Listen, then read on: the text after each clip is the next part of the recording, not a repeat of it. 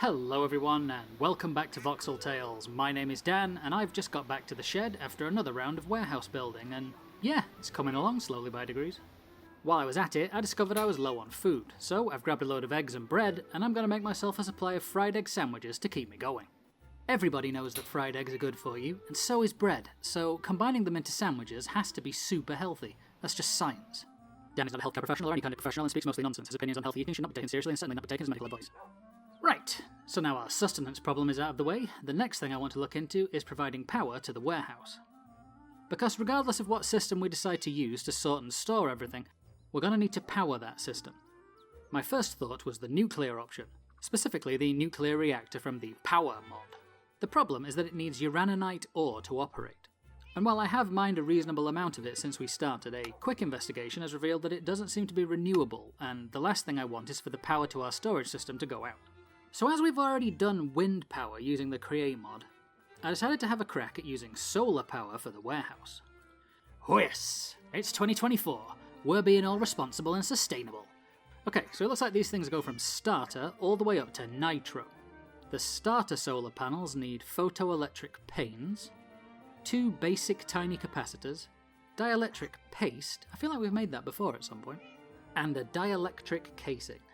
And the slightly upgraded version uses 3 starter panels, a bigger capacitor, another casing, and some iron. Right, that should be good to get us started at least. So what does a photoelectric pane require? Glass panes, dielectric paste, and lapis. And we can get 24 dielectric paste from 3 bits of coal, 2 clay balls, and a bucket of lava. Well, not only do I have a couple of buckets of lava in storage, but I also have a machine that's regularly producing clay balls for us, which I can yoink off this lava-heated conveyor belt without any ill effects whatsoever. And if we add a smidge of coal, we get dielectric paste. Second bucket of lava, 24 more. And thinking on, we have a lava bucket delivery system over here that we can borrow buckets from. We'll just send these used buckets back to the nether, and have a couple of these. Ah! Whew, that was close. Best we be a tiny bit more careful around lava. A couple of trips back and forth with buckets, and we quickly had over 2 stacks of paste. I bet you this won't take much in the way of automating down the road, which is always a bonus. Anyway, what else do we need? A basic tiny capacitor is a basic capacitor split in 2, which is 4 bits of iron, 2 paste, and a block of redstone, which is a bit expensive, but you do get 4. So I zipped to the basement to grab some redstone blocks and whipped up some capacitors. That only left the dielectric casing, which needed iron and dielectric rods, which were made from iron bars and, you guessed it, dielectric paste. Seems this whole mod revolves around the stuff. At least the game logic knows that you should be able to convert horizontal rods to vertical ones by just rotating them. After crafting a few rods, I raided the windmill to top up our iron supply. Look at all them nuggies. There we go, that's a much healthier amount of iron to have on hand. Back at the power station, I whipped up a few dielectric casings, some tiny capacitors, and after getting some lapis and glass from storage, some photoelectric panes. All in all, I had enough resources to make 5 starter panels. And they don't stack. Not a fan of that. Straight away, I converted 3 of them into 1 basic panel. Might as well have as much potential power as possible. Right, let's have a look at you then. It's a black square. I don't know what I was expecting, really.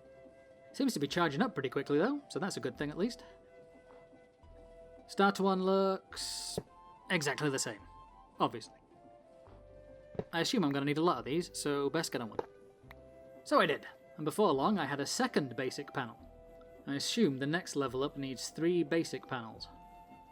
Ooh, hello. It also needs energized steel, which is made from gold and iron and some kind of energizing process. Interesting. Well, I guess none of this really matters until I have a warehouse to actually power, so let's put these away for now and check the brick situation.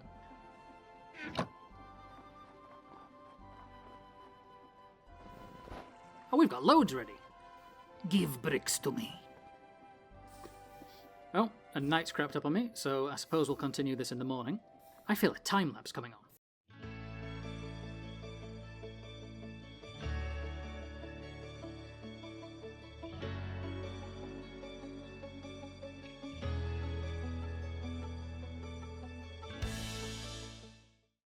Alrighty, warehouse is coming along nicely, and now I'm back at the power station to keep working on the solar panels. As you can see, I've gathered up 1 or 2 buckets of lava. So let's get some dielectric paste assembled, shall we?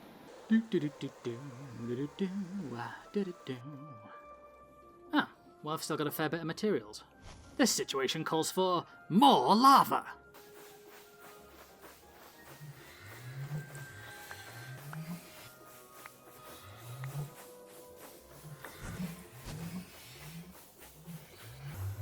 Hang about, why aren't there more coming through?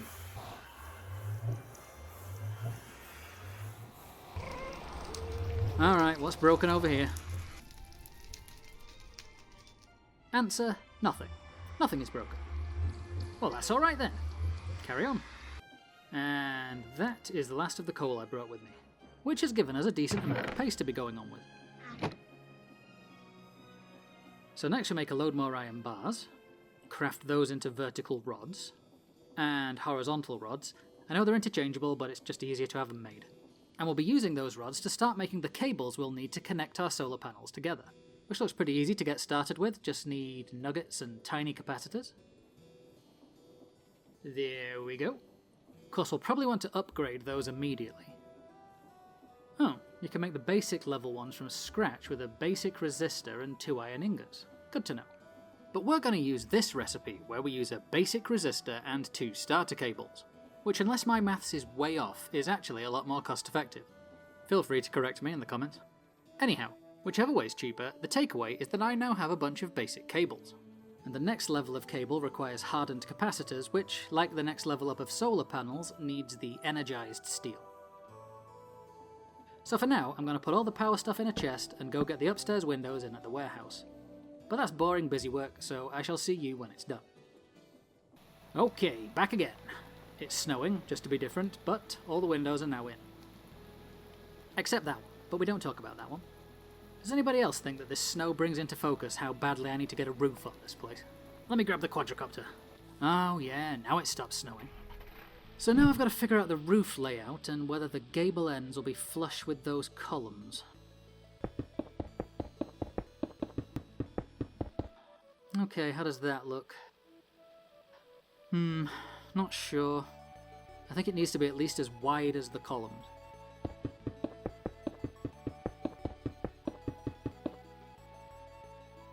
Oh yeah, that's much better. Right, let me get the same thing installed 1 block back on the other side. I'm also thinking there needs to be a buffer between the columns and the gable. Give me a minute.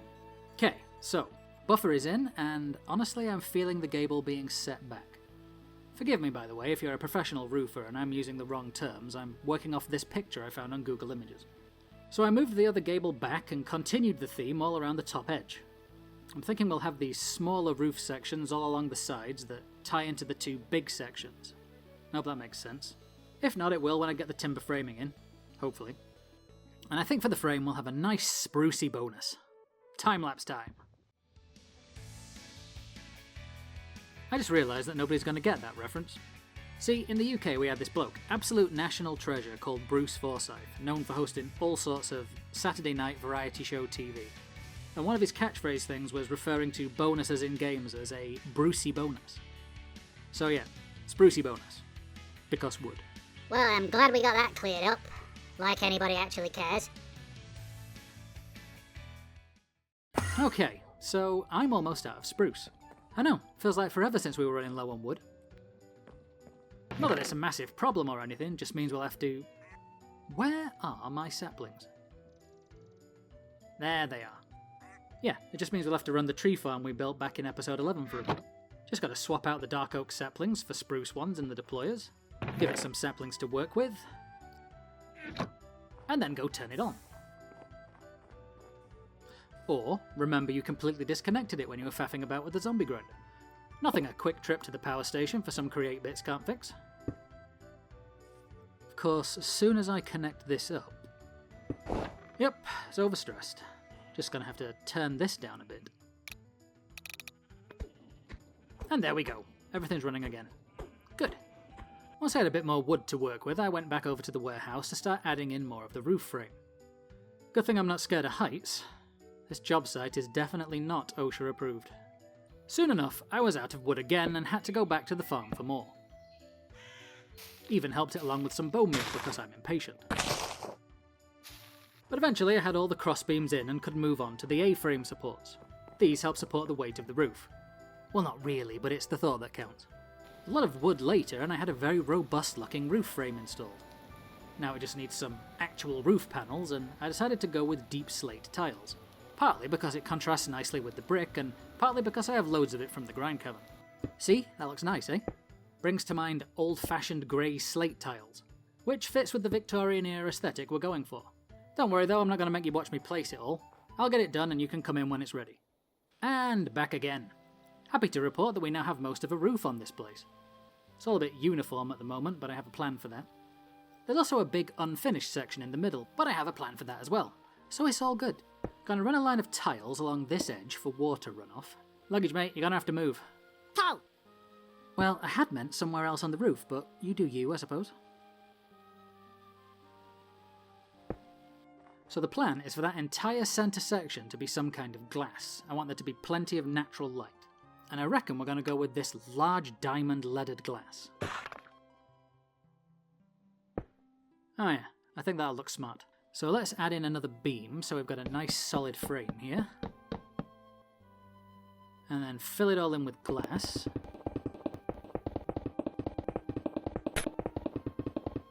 And I'm thinking we trim it all with these rooftop slopes. Yeah, liking that. And I can use this roofing hammer I made to adjust the block stakes to tie them into the rest of the roof. Oh, he slipped. Well, at least I can see it from below now.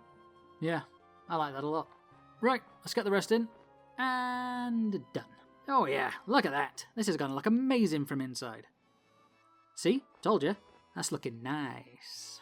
Of course, there's still this window to deal with. So it's 1, 2, 3, 4, 5, 6, 7, 8, 9, 10. By 1, 2, 3, 4, 5, 6, 7, 8. Okay, so it's an oval.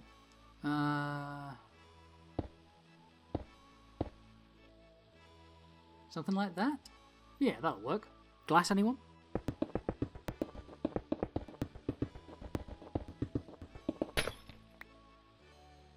Yeah, that works. Still not got a door though. Yeah, and I'm not feeling this shape anymore.